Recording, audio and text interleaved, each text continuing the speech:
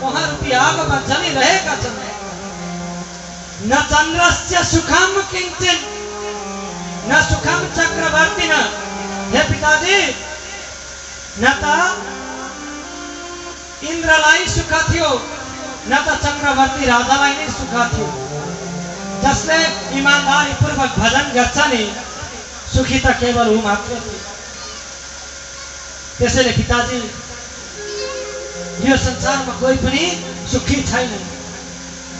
तपाईं यो पुत्रको मोहलाई छोडिदिनुहोस् र भगवानजीको ध्यान गर्दै भगवानजीको भजनको आश्रय ग्रहण गर्नुहोस्। जब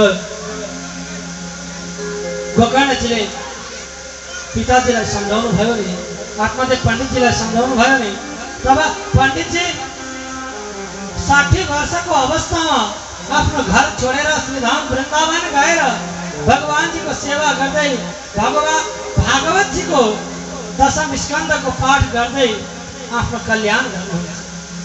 बोलिए भक्तवत्सल भगवानको।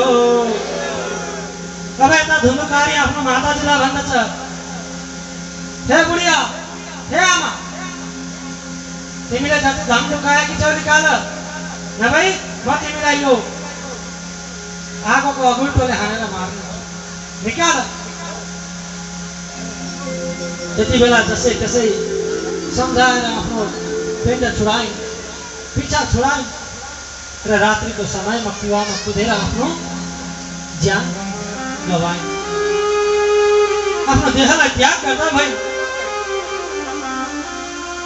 र जसले मात्रलाई कुट्छु मार्छु भन्छ नि, त्योभन्दा पापी त अरू कुनै चिज होला। जसले आफ्नो मातासँग आफ्नो पितासँग कुवचन बोल्दछ नि, त्योभन्दा ठुलो पापी त कुनै होला र। अब यता धुन्धुकारी चाहिँ परम स्वतन्त्र भयो। उसलाई रोक्ने टोक्ने कोही भएनन्। गोकर्णजी महाराज माताजीको मृत्यु पश्चात दुःख सुख सबै भुलेर तीर्थ यात्रा गर्न जानुभयो। धुन्धुकारी स्वतन्त्र भयो। 5-5 जना बेस्यालाई ल्याएर आफ्नो घरमा राख्दा भयो। र ती बेस्याले भन्नुभयो, हामीलाई धन चाहियो, यतिले हुँदैन। अब धुन्धुकारीले ठुल्ठुला चोरी चकारी गर्न थाल्दा भयो। एक दिन राजाकामा गएर चोरी गरेर धेरै धन लिएर आयो, धेरै स्वर्ण लिएर आयो, धन लिएर आयो। तब ती बेस्याहरू भन्छन्, आज यत्रो ठुलो धन कहाँबाट आयो? धुन्धुकारीले भन्यो, यो धन आज मैले राजाकामा चोरी गरेर आएको, राजाको घरमा मैले चोरी गरेको आज तीबाट आएको। ती बेस्याहरू डराउँदा भए, यसले राजाकामा चोरी गरेको छ, राजाले त पक्का यसलाई खोज्दैछन्। राजाको हात यो लाग्यो भने यसले हाम्रो पनि नाम लिनेछ, यसको केही व्यवस्था गर्नु। 5 जनाले सल्लाह गरे।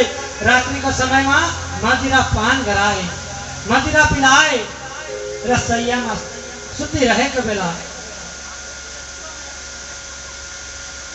जब शय्यामा सुतिरहेका थिए नि, 2 हात 2 गोडा बाँधिए र चिच्याउँछ भनेर आगाको अगुल्टो ल्याएर मुखमा हालिदिँदा भए। जसरी आमालाई भनेको थियो नि, आगाको अगुल्टोले हानेर मार्छु भनेर, त्यसै गरी ती बेस्याले धुन्धुकारीको मुखमा आगाको अगुल्टो हालेर उसको प्राण लिँदा भए। उसको घाँटी दबाएर घाँटी चेपेर उसको प्राणलाई लिँदा भए। त्यो आगाको ज्वालामा पीडित भएर उस मृत्युलाई प्राप्त गर्दा भयो। ती बेस्याहरूले त्यो धुन्धुकारीलाई त्यही जमिनमा त्यही खाल्डो खनेर पुर्दिए। जब प्रातःकालीन समय भयो, तब गाउँमा कोही एकजना देखिएन भने त सोधिन्छ नि त। छिमेकीले सोद्धा भए, खोइ त आज धुन्धुकारी देखिँदैन त। ती बेस्याहरूले भने, कमाउन गएको छ बेङ्गलोर, धन पुगेन अरे, कमाउन गएको छ। केही समय ती 5 जना ती व्यतीत गरे। 2-4 दिनपछि सम्पूर्ण धन लिएर त्यहाँबाट भागेर गए। त्यहाँबाट भागेर गए। अब यता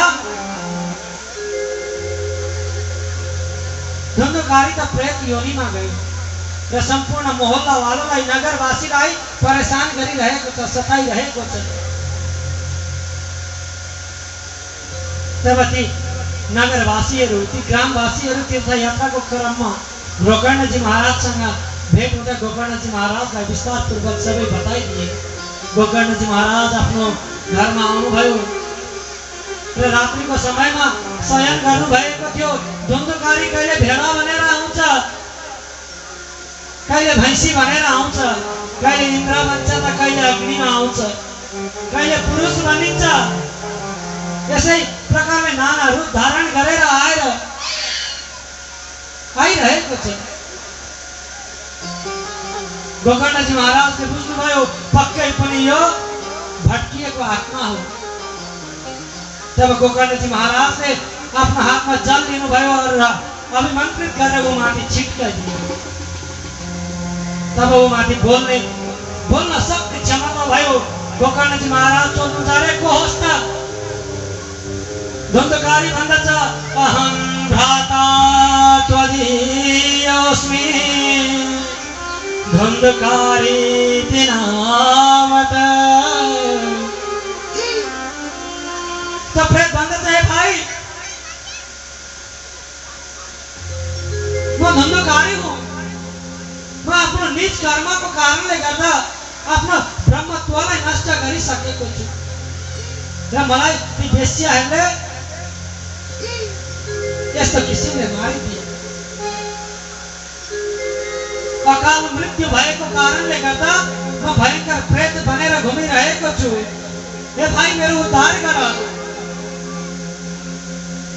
तब गोकर्णजी महाराज भन्नुहुन्छ मैले त तिम्रो गयामा श्राद्ध गरेको थिएँ, सबैजनाको श्राद्ध गरेको थिएँ, त्यही पनि तिमी मुक्त भएनौ। धुन्धकारी भन्दछ ए भाइ, म जस्तो पापी, म जस्तो दुष्टको त्यसै सजिलै कहाँ कल्याण हुन्छ र? मेरो कल्याणको लागि केही गर। तब गोकर्णजी भन्नुहुन्छ ठिकै छ, आज रात्रिको समय छ, भोलि बिहान म तिम्रो कल्याणको लागि केही सोच्दछु। अब गोकर्ण